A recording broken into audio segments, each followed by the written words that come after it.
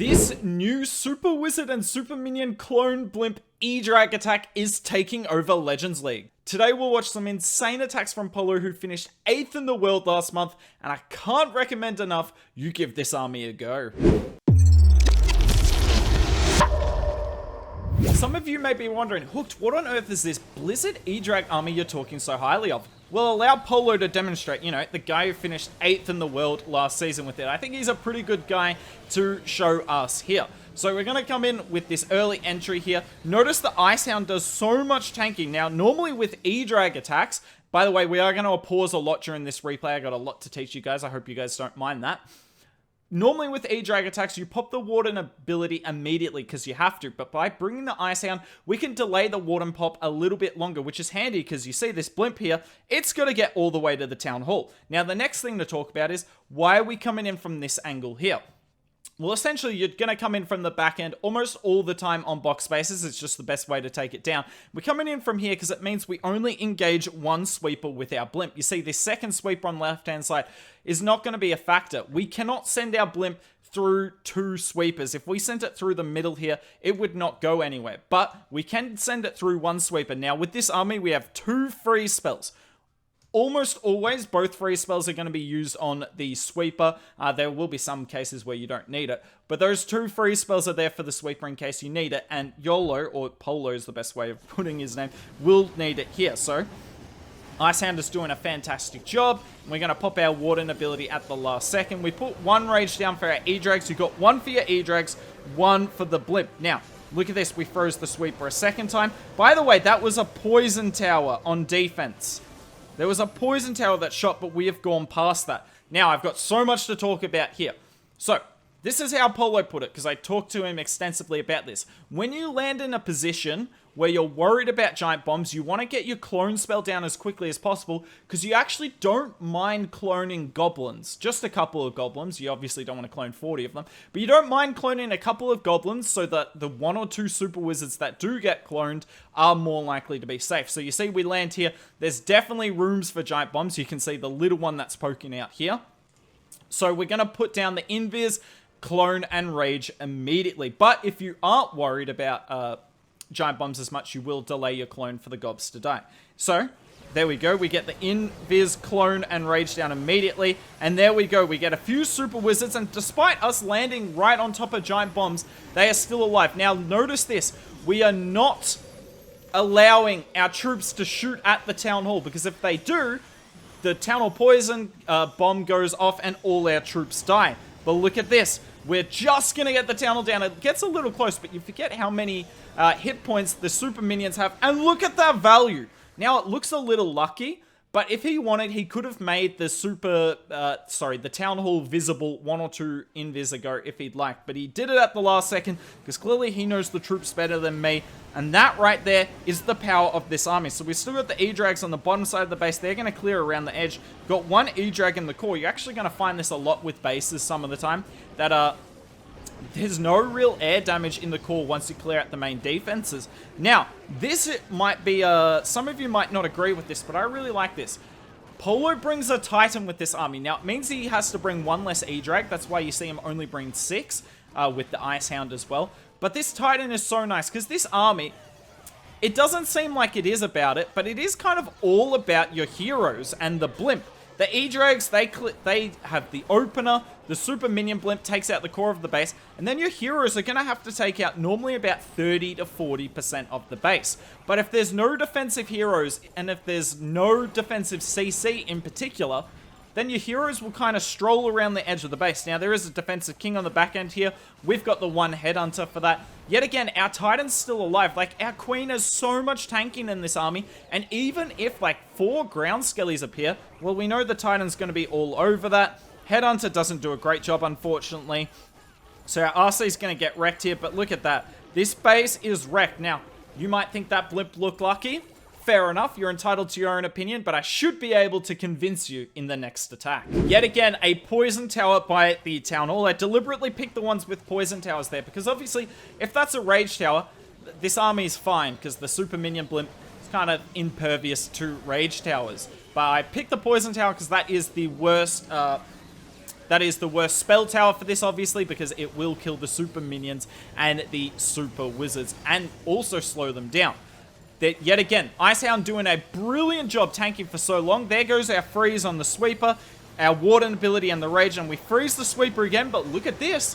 We've been baited. This blimp was obviously, well, there's a 50-50 chance with these NATOs whether you go the right side. Then we find a seeking air mine, so look at where this blimp is open. Nowhere near the town hall that we so desperately need to take down. We clone some super minions on the bottom side. They take out the scatter, which is really nice. The super minions still doing their best. They will get rid of the poison tower too, but there's no way for them to get rid of the town hall. Oh no, are we in trouble? Obvious answer is no, because the super minions still got good value. Like, even if this blimp gets baited, you can always get good value with the super minion blimp. And why I like the super minion blimp a bit more than I like super archer blimp is you've still got spells outside of the super minion blimp. Like, it's not all or nothing, right? Whereas, like, the super archer blimp is generally all or nothing. That's why people don't really like it. Now, look at this. He's already placed his queen on the top side because look at the funnel he's going to set here. Now, he's still got one invis spell, and look at that. He just takes the safe road. I'm pretty sure the king would have gone left anyway, but why risk it? Because he doesn't need that invis for the rest of this attack. He plans on tripling this base. King and Titan wreck the town hall. RC in the middle. Now, this is something worth noting that we'll talk more about later. When it comes to clearing up the rest of the base with your heroes, King and Queen to take down the outer areas of the base, because obviously they can't jump over walls, and you need the RC to go take out the core buildings. You do have one super wall breaker in this army if you choose to use it, but you'll actually see Polo doesn't often use that super wall break to much effect, because it's just more about having the RC go into the core. Phoenix is still up, and look, it's not an overkill by any stretch of the imagination, but if you told me you got hardcore baited with the blimp, and you still tripled the base with 2 heroes up, I wouldn't care. It's 40 cups. The age-old question that you guys always ask in the comments. What do you do on a ring base? Well, I asked Polo, and he said he almost always uses the Warden ability with the blimp. Now, have a look at this.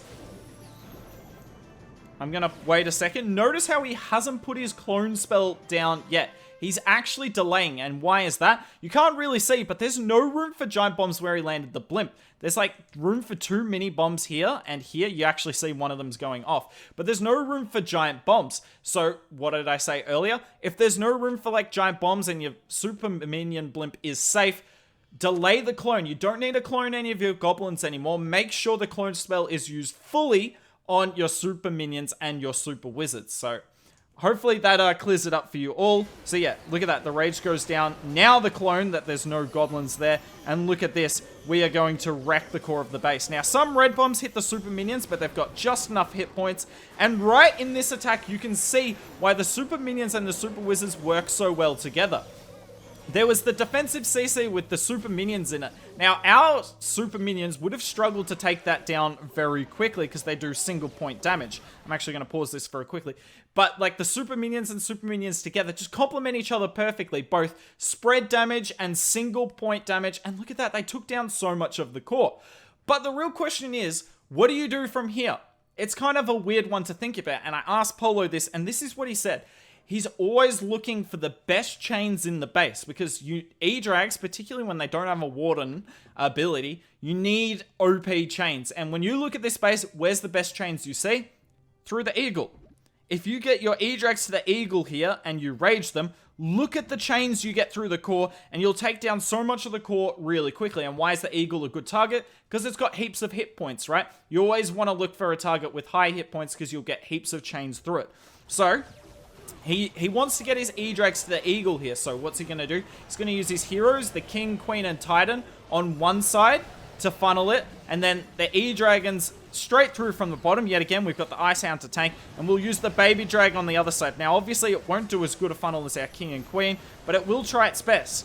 Worth noting, I'm going to point this out as well, he deliberately delayed these balloons after the Icehound because he knows there's seeking air mines by this Eagle. There always is to stop like super archer blimps. So these balloons' job is to go in and find those SAMs so our E-Drags don't. And look at that. The balloons find 2 SAMs, perfectly done. The heroes are setting a great funnel on one side, and look at this rage spell. Here we go. This is the chains we wanted right here. I mean, look at it. It's ridiculous. Takes out the left side of the core. Now he's taking out the right side of the core. And what was a really strong part of the base about 20 seconds ago is completely gone. And we're just saving onto our RC here. We don't invest her with our Sui because we need her to take down the back end of the base. And we use our freeze spell here. Generally, you're not always going to use the freeze spell with your Sui, so be prepared not to. But we do have one left over here. And the Queen's still got her ability. She's going to take down the rest of the base. And that is a GG. Really nice attack. Yet again, sorry to keep pausing it so much, but I'm trying to teach you guys something that I haven't seen before. I was asking Polo like 100 questions in DM like an hour ago because I don't understand this army. And I feel like the best way for you guys to understand it is me occasionally pause it and go through it because I actually rate this army. I actually rate it, and I might be giving it a go myself because it kind of looks fun. Now, if you're enjoying today's video, Polo has his own YouTube channel as well, as you see Clash with Polo. I'll link it in the description down below. He doesn't upload daily, but that's fine.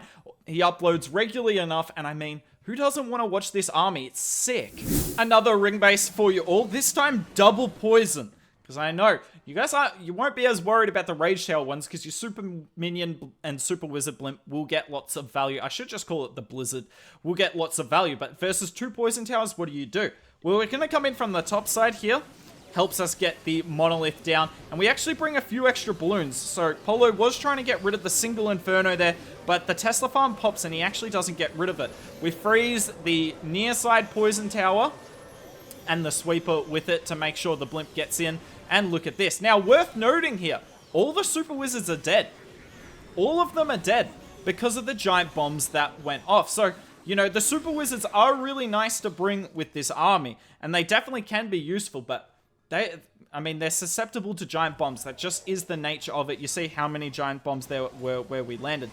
But even without the Super Wizards, our Super Minions still do lots of work. We activate both Poison Towers, get the Monolith, both Scatters and the Town Hall. I mean, that's pretty nice value. Now, yet again, I didn't really go through this as much, but where are the best chains in the base? That's right, off this Eagle or the Warden or the Expos that you see here. So we use the Icehound to go up and tank, and there is our Rage spell. We actually freeze that defensive King and the Warden there because we don't want our Edrags just chasing the defensive King around and not shooting ever. King and Queen on the left side to set a nice funnel. Now you'll see this is not going perfectly. Edrags without the Warden and without like a whole lot of spell support can definitely be weak, but we use our RC here because we have to get this Eagle down as soon as possible. Our Queen's still got her ability. We've still got 2 Invis spells. Remember, our Blizzard Blimp did not go very well, so we did not invest all the Invis spells on it. Fortunately, this Poison Tower is still active, but yep, shoots at the Phoenix. A little fortunate there, but you know what? You have to create your own luck in this game. The Titan's doing a really great job tanking. Like, when I saw the Titan first in the army, I wasn't convinced, because I'm like, yeah, skeleton spells are nice, but what about having a 7th E-Drag? I'm convinced. I'm convinced. This army is less about the E-Drags and more about abusing the Blimp and the heroes on the back end. And our last Invis will be used on the Royal Champion here. Look at all those skeleton spells that pop. Woo! Thankfully, we had the Invis spell there. Now, something I'll talk... Oh, there's the 4th skeleton trap. I'm actually going to skip forward to the end, sorry. There's not really much going on here. But I want to talk about something quickly that I can only really show at the end here. So look at this. Oh, that's very pale. Look at the Blimp he's bringing. He's not taking advantage of the 9 troop CC. There is 10 troops here. Now, this sounds bad because he literally got baited in this attack, but this army is not reliant on the CC glitch. So once the CC glitch gets fixed, you can still use this army. It's still effective. It just might be a little bit better with it. Diamond base here, the last style of base we're going to put in the video. Now, diamond bases, particularly bases with like anti-E-Drag chains, is the style of base that Polo identified as the worst style of base for this army. Hence why I put it last. Box bases, he says, Not like a free triple, but definitely much easier than the rest. Ring bases are like middle of the pack, but definitely this army is suited to box bases. So you can see coming in the bottom side, Edrags are putting in work. But now let's go up and focus on this blimp here. So you see all the giant bombs activate. Well, you got the clone down early, so we got a couple of gobs in it. As you see, there's some gobs alive there, and we've still got some super wizards and super minions alive. Like, it's ridiculous to think that despite all the giant bombs there is still some super wizards alive. It just shows the value of the clone spell, honestly. Now we're going to use our king and queen on the left side here. I actually believe our titan is in this mess, if I'm not mistaken. Yeah, you can see the aura.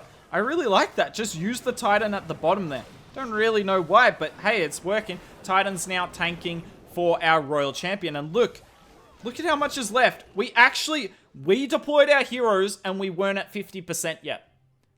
The heroes are going to clean this all up. Seems ridiculous to think about it. You know, heroes are definitely broken. There's no two ways about that. But it shows if you take down the core of the base and get down most of the defensive heroes, you can really run over the rest of the base. And look at that. Our RC's actually weak. She got hit pretty hard by that defensive queen.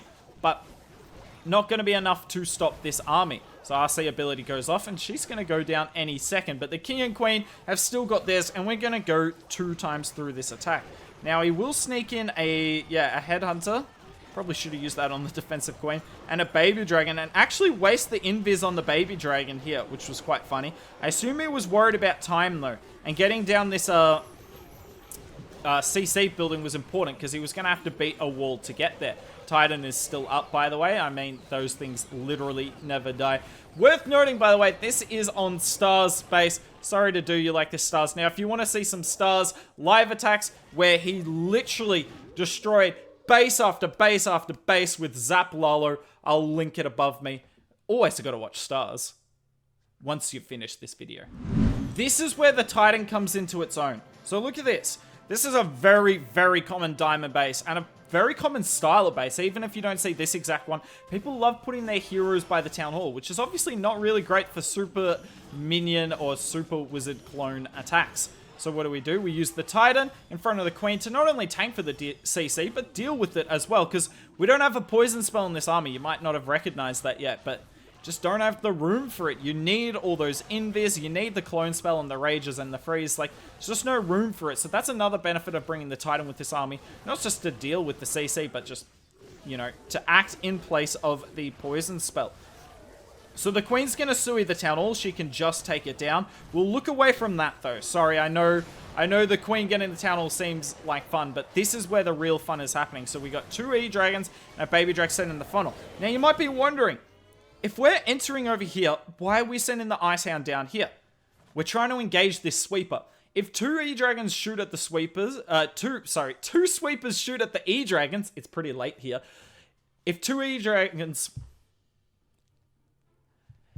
sweepers shoot at the Edragons, even if the Edragons are raged, they're not going to get many shots off. And if they aren't raged, they won't get any off. So this Icehound here, it's not only tanking for some of the other DPS down here, but it's tanking 1 sweeper. And this is crucial. So look at this. It's just doing a great job allowing our Edragons to enter the base. Freeze spell goes off. And then there is our Warden. Oh, such a good Warden ability. Gets all the E-Drags in it. And our Blimp's going to make it to the core of the base. Activate that other Rage Tower. And look, we want to get rid of that Monolith and the Eagle. Can we do it? Absolutely we can. Absolutely we can. The Super Wizards are having the time of their lives in the core of the base. Looks like we cloned up quite a few of them. We actually are going to miss the Multi-Inferno, but, I mean, it's 1 Multi-Inferno. Pretty insane value. Pretty insane value, and now it's just about taking down the last 47% of the base. Which sounds difficult because, well, it is, but when you still got 3 E-Dragons up, you still got your Warden up, King, Queen, RC, it's quite simply easy at that point. I said Queen up. The Queen's not up. How does this triple? I just assumed the Queen was up, but yeah, we used her for the Town Hall. The RC on the top side does her thing, takes out an entire flank by herself because there's no heroes to deal with. All the ground skellies got triggered as well, and this looks wrecked in the end. There's another invis, so we still had plenty of invis left over. Oh my word, this army's insane. Now, unfortunately, I don't really have any other videos on the channel that I could send you to that are similar to this, so we'll send you... I recommend you watch a video we did with Nikita, who I still... Well, he's not playing anymore, but... who, when he was playing, I thought he was the best player in the world with Edrags, and what he did with them was insane.